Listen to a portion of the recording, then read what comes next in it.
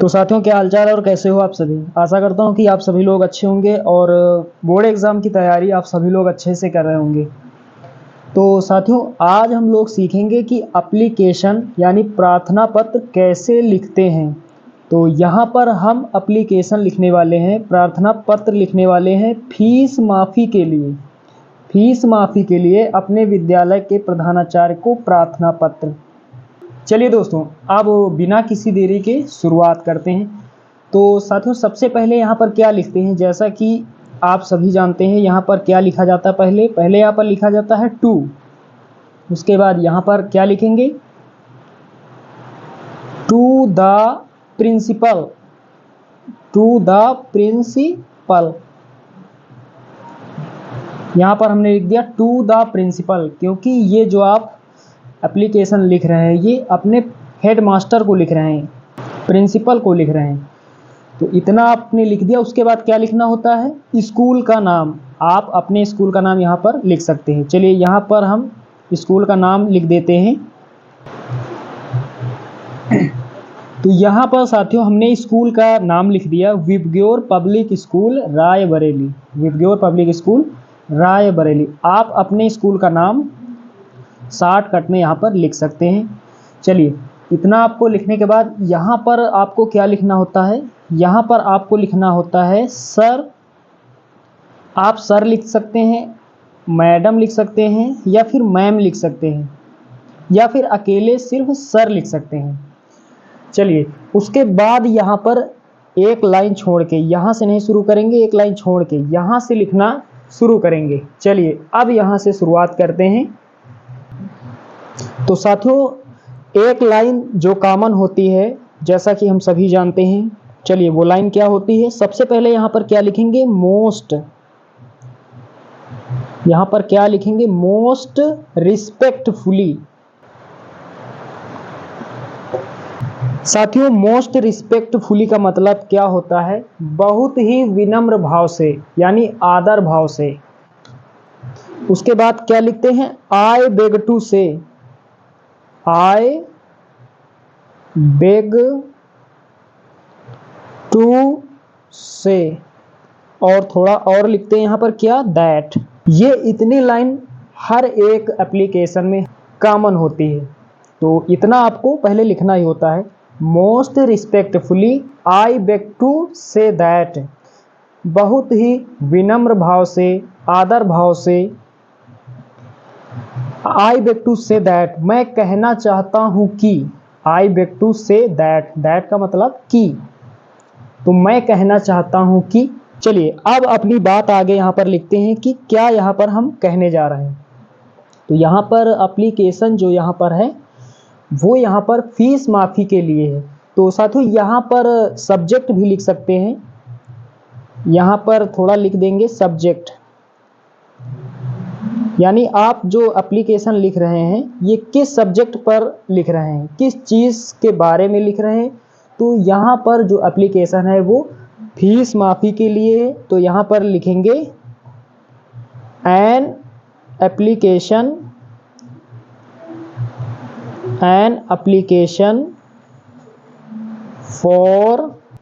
For का मतलब क्या होता है, के लिए।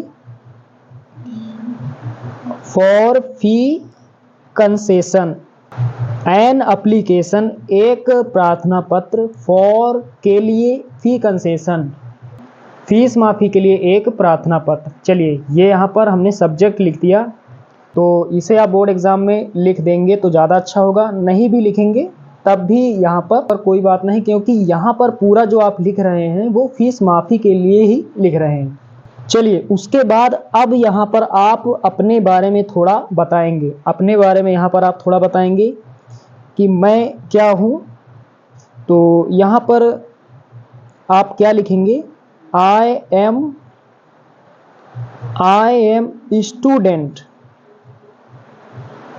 I am student of class 10th in your. उसके बाद यहाँ पर क्या लिखेंगे, स्कूल, इन योर स्कूल। चलिए इसका मतलब जान लेते हैं। आई एम स्टूडेंट, मैं विद्यार्थी हूँ। ऑफ क्लास 10th, 10वीं कक्षा का। इन योर स्कूल, आपके स्कूल में। मैं आपके विद्यालय में 10वीं कक्षा का स्टूडेंट हूँ, विद्यार्थी हूँ। चलिए इतना आपने समझ लिया। अब यहाँ पर लगाएंगे फुल स्टॉप। तो यहाँ पर लिखेंगे अब my father is a poor farmer. इसका मतलब आप सभी लोग लगभग जानते ही होंगे।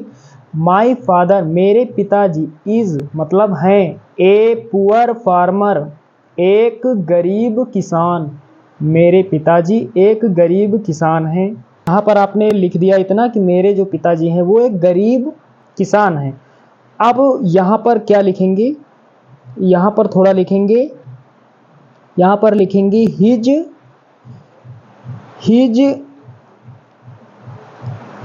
Economic condition is not good. यहां पर दोस्तों हिज नहीं लिखेंगे, यहां पर थोड़ा लिख देंगे अवर थोड़ा ज्यादा अच्छा। यहां पर ये अवर जो है यहाँ पर ज़्यादा फिट बैठ रहा है, तो अवर यहाँ पर लिखेंगे। तो इसका मतलब समझ लेते हैं। तो यहाँ पर अवर इकोनॉमिक कंडीशन का मतलब होता है आर्थिक स्थिति। हमारी आर्थिक स्थिति इज नॉट गुड, अच्छी नहीं है। हमारी आर्थिक स्थिति अच्छी नहीं है। के बाद यहाँ पर आगे लिखेंगे सो का मतलब क्या होता है, इसलिए यहाँ पर लिखेंगे ही कैन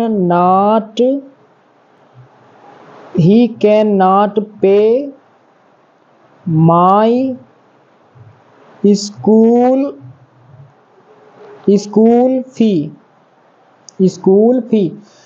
यहाँ पर इसका मतलब समझते हैं। सो जिसका मतलब होता है इसलिए, ही कैन नॉट, ही का मतलब मेरे पिताजी नहीं चुका सकते माई स्कूल फी, मेरे स्कूल की फीस मेरे पिताजी नहीं भर सकते, नहीं चुका सकते। तो चले यहाँ पर आपने अपने बैकग्राउंड के थोड़ा बारे में बता दिया। अब थोड़ा फिर से अपने बारे में यहाँ पर बताएंगे। यहाँ पर लिखेंगे सर। ये सर का यूज़ आप अपने प्रिंसिपल के लिए कर रहे हैं। यहाँ पर कॉमा लगाएंगे। सर, यहाँ पर लिखेंगे sir I M,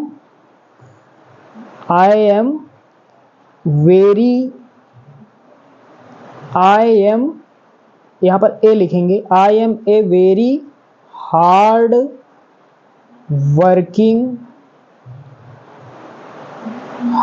working student. यहाँ पर क्या लिखेंगे, स्टूडेंट। इसका मतलब समझते हैं। Sir I am very hard working student. Hard working का मतलब होता है मेहनती, परिश्रमी। स्टूडेंट का मतलब विद्यार्थी। मैं एक मेहनती विद्यार्थी हूँ, मैं एक परिश्रमी विद्यार्थी हूँ। यहाँ पर थोड़ा और अपने बारे में यहाँ पर बताएंगे। यहाँ पर क्या बताएंगे, यहाँ पर लिखेंगे एंड डू नॉट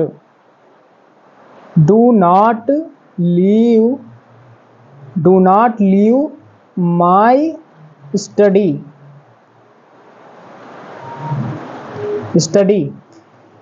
यहाँ पर आपने बताया कि मैं एक परिश्रमी, मैं एक मेहनती विद्यार्थी हूँ। और डू नॉट यहाँ पर एक चीज़ यहाँ पर और लिखना है, do not want, WANT, do not want. और यहाँ पर जो सेकेंड वर्ब है उसको हम जोड़ेंगे इन्फिनिटिव टू से। तो यहाँ पर इसका मतलब क्या हुआ, एंड डू नॉट वांट, मैं नहीं चाहता, टू लीव छोड़ना, माई स्टडी, अपनी पढ़ाई को।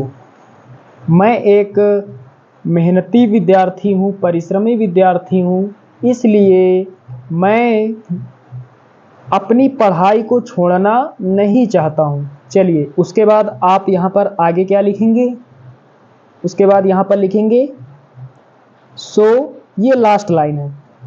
सो जिसका मतलब होता है इसलिए, काइंडली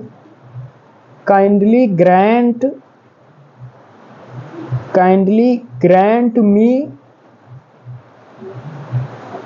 फुल फी कंसेशन। उसके बाद यहाँ पर फुल स्टॉप लगाएंगे और यहाँ पर लिख देंगे थैंकिंग यू, यहाँ पर लिख देंगे थैंकिंग यू। चलिए यहाँ पर इसका मतलब समझ लेते हैं। सो काइंडली ग्रांट मी फुल फी कंसेशन, इसलिए सो का मतलब क्या होता है, इसलिए। उसके बाद काइंडली ग्रांट, तो काइंडली ग्रांट का मतलब क्या होता है, कृपा करें। मी का मतलब होता है मेरी।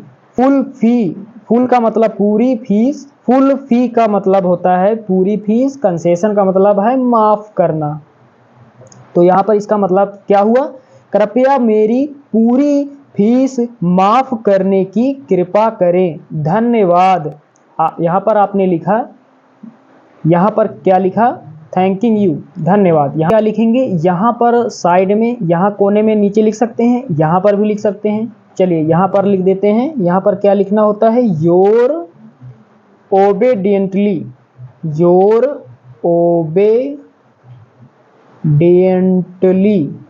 योर ओबेडिएंटली, इसका मतलब होता है आपका आज्ञाकारी।